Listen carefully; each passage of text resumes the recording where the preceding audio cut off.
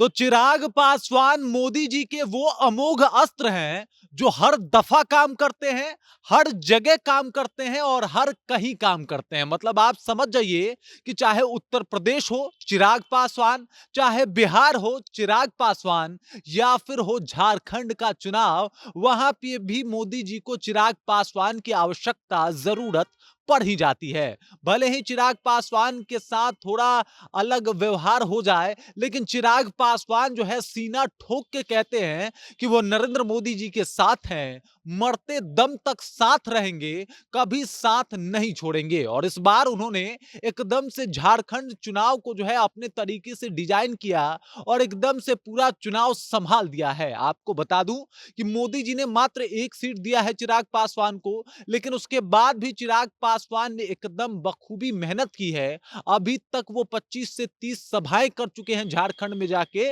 और एनडीए का एक माहौल बना चुके हैं। और इसी वजह से चिराग पासवान को मोदी जी का हनुमान कहा जाता है। क्यों इस तरीके से छाए हुए हैं चिराग पासवान और कैसे झारखंड चुनाव को मोदी के लिए एकदम आसान बना दिए हैं, सब कुछ आपको बताने वाला हूं। लेकिन उससे पहले मेरा परिचय जान लीजिए। मेरा नाम है रजत और आप जनता जंक्शन देख रहे हैं। आपको बता दूं कि कोई भी जरूरत हो, कोई भी परिस्थिति हो या फिर कोई भी सिचुएशन हो, हर जगह पे काम आते हैं मोदी जी के लिए चिराग पासवान। मतलब आप समझ जाइए, चाहे बिहार हो, झारखंड हो या फिर उत्तर प्रदेश हो, एकदम से चिराग पासवान हमेशा से खड़े रहते हैं, हमेशा से मोदी जी के लिए काम करते हैं और उसके बाद सीना ठोक के भी ये कहते हैं कि जब तक जिंदा हूं मोदी जी के साथ ही रहूंगा और हमें कोई अलग नहीं कर सकता।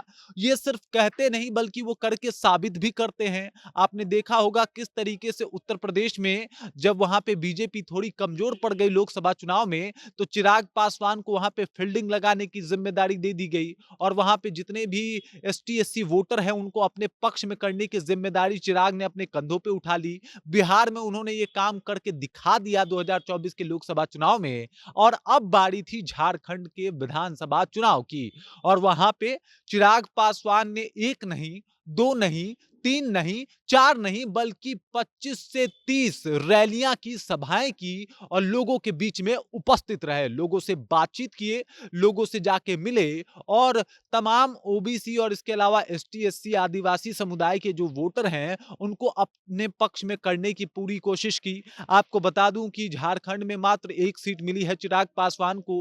वो चाहते तो दो चार रैली भी करते और चुपचाप निकल जाते, लेकिन उन्होंने अपनी जिम्मेदारी बखूबी समझी और निभाई भी। 25 से 30 सभाएं की और सभाओं में आप देख सकते हैं कि लाखों की संख्या में लोग जो है एकदम से चिराग पासवान को देखने आ जाया करते थे। चिराग पासवान के ऊपर माना जाता है, ये भरोसा जताया जाता है कि जितने भी एसटी एससी वोटर हैं उनमें चिराग पासवान की खासा पकड़ है। चिराग पासवान की वो लोग बातें सुनते हैं और इसी वजह से ये प्रयोग जो है मोदी जी ने विधानसभा के चुनाव झारखंड में कर दिया और वहां पे भी चिराग पासवान ने पूरा माहौल बदल दिया।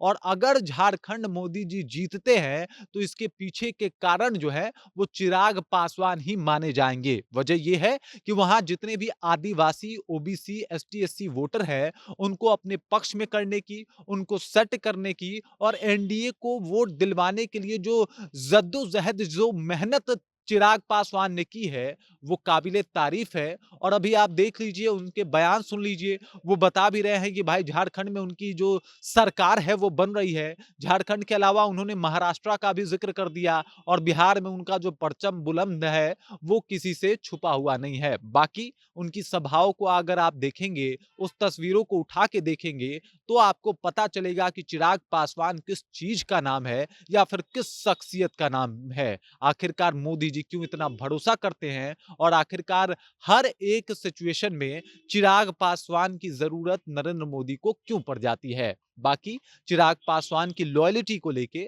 नरेंद्र मोदी जिस तरीके से उनके ऊपर भरोसा जताते हैं, इस बात को लेके आप क्या सोचते हैं, आपके जहन में क्या कुछ चल रहा है, कृपया कमेंट कीजिए और अपना विचार हम तक पहुंचा दीजिए। बाकी आप देख रहे हैं जनता जंक्शन और मेरा नाम रजत है।